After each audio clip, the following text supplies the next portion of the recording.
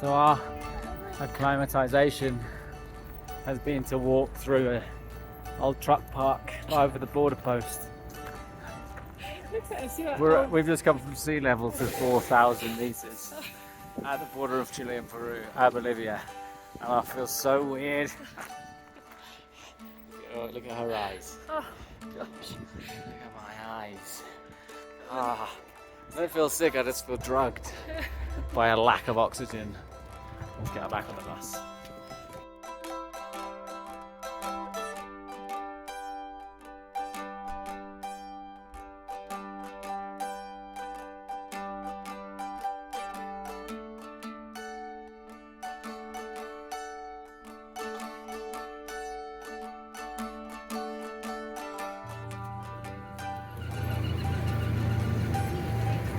The little dried baby llamas are used to burn in some kind of ritual. Yeah, some will look a little bit. That is so intense.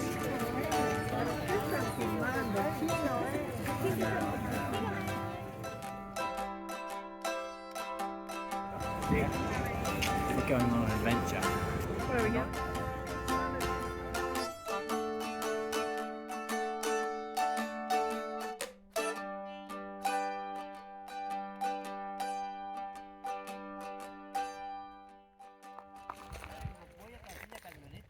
Said you want to know how this forms, right?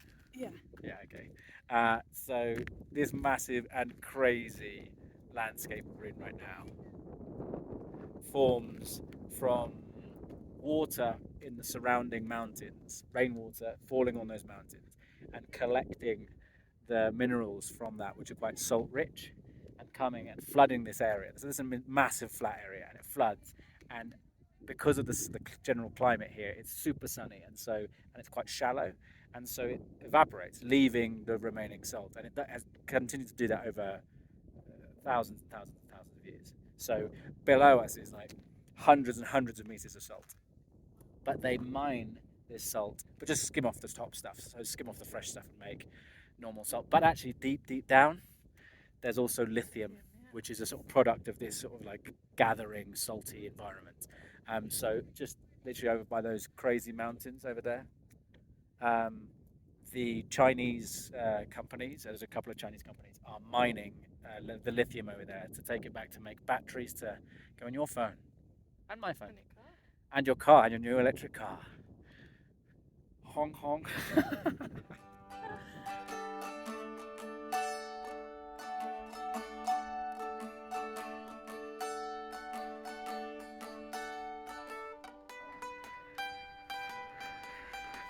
Show us our room.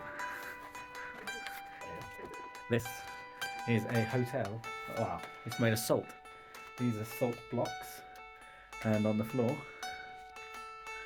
This is amazing. look, see, salt. And you can have it for your chips.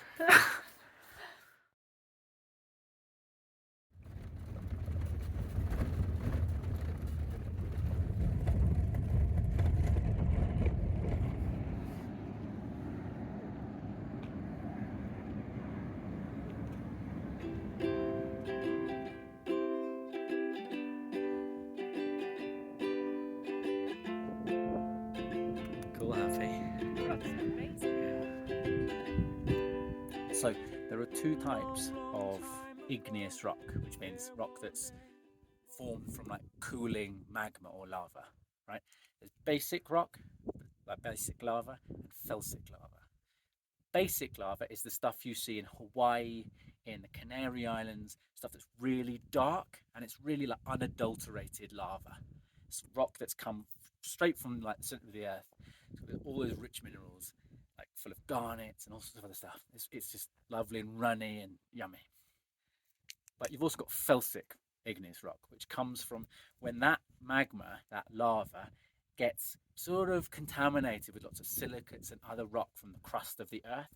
And the volcanism around here, because the magma, as it rises up from the center of the earth, has to come through all this earth's crust, which is really thick, this like continental crust that picks up all this stuff, and it becomes quite light in color. We call it felsic, and that's when you get like granites and things.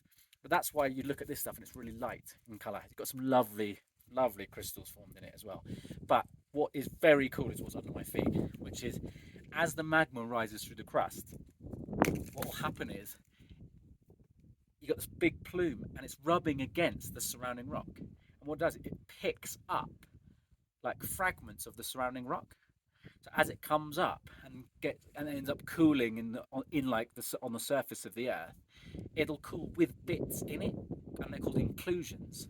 What's on here? That, that, that, that, that. All this stuff was picked up as the magma came up and cooled in the Earth's surface. This is the most amazing landscape. You're here with me, and I'm here with you. Oh, I wish to the earth, sea, and sky up above will send me someone to love. One of the wettest places on Earth. And where are we now? Well, we're in the Atacama Desert. We're in the Atacama Desert, which is the driest place on Earth. My lips are chapped. But look. Still, even here, life finds a way. How these things live, I do not know. But there's literally a place around here where there's never been any rainfall recorded. I think that's a little weed someone's had. Do you think Lisa thinks it's because someone's weed here? Well, strange wee pattern for people. But yeah, the only moisture that we have here is from just like the air condensing. So you might get the odd dew, basically. How insane. Remarkably, we've seen an amazing number of animals in this high, dry wilderness. We've seen Andean and Chilean flamingos eating their little crustaceans out of the lakes, which incidentally is why they turn pink. It's the pink from the crustaceans that goes into their feathers. But also some South American grey fox, little omnivorous guys who eat lizards, scorpions, and fruits and seeds and stuff, but also clearly scraps from travellers who pass by and other vehicles. We've seen southern viscachas, which are very cool little chinchilla-like cousins. They look like rabbits, but there's no relation. And vicuñas, like a type of high-altitude llama, the most amazing wool. It's the most expensive in the world. And also lesser rheas, or Darwin's rheas. These tall birds, ostrich-like things, are about 40 miles an hour. Actually, we saw them hanging out with the vicuñas, grazing together. They help protect each other against pumas and mountain lions that live in the mountains. And rheas have better eyesight, and the vicuñas have a better sense of smell and hearing.